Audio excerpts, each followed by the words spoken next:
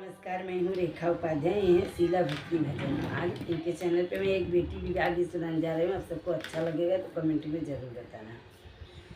रोई रोई बेटी पूछई सुन मोरे बाबा, अरे कोई सन रीतियारी बाजरे लालनवा, अरे कोई सन रीतियारी बाजरे लालनवा।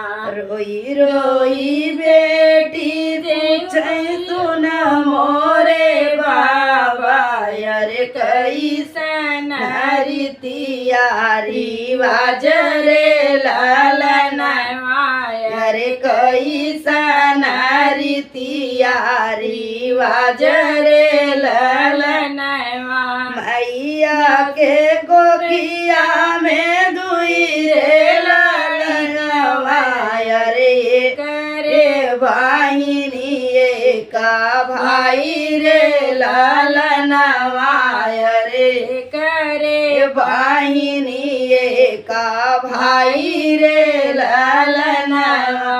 मई भैया के बैले बाबा बजला भजनवा, अरे बेटी भैले मनवा उदास रे लालनवा, अरे बेटी भैले मनवा उदास रे लालनवा।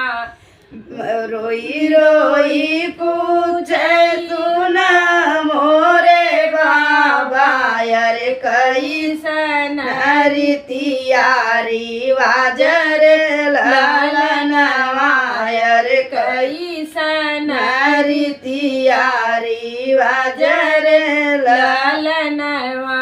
बेटा के रखवा अपनी बकरिया, अरे बेटी के भेज दूरी देश रे लालनवा, अरे बेटी के भेज दूर देश रे लालनवा। काहे मुका मोरे बाबा ऐसन धुई नीतिया, काहे के मोरे बाबा ऐसन धुई नीतिया, अरे काहे का ऐसन भेद भाव रे लालनवा, अरे काहे के ऐसन भेद भाव रे लालनवा। नहीं मोरी बेटी कौन दुई ऐसन नीतिया, अरे नाही बाटे कौनो भेद भाव रे लालनवा, अरे नाही बाटे कौनो भेद भाव रे लालनवा। तोहरा जन्म बेटी बजला बधैया, अरे खुश है घरवा के लोग रे लालनवा, अरे खुश है घरवा के लोग रे लालनवा।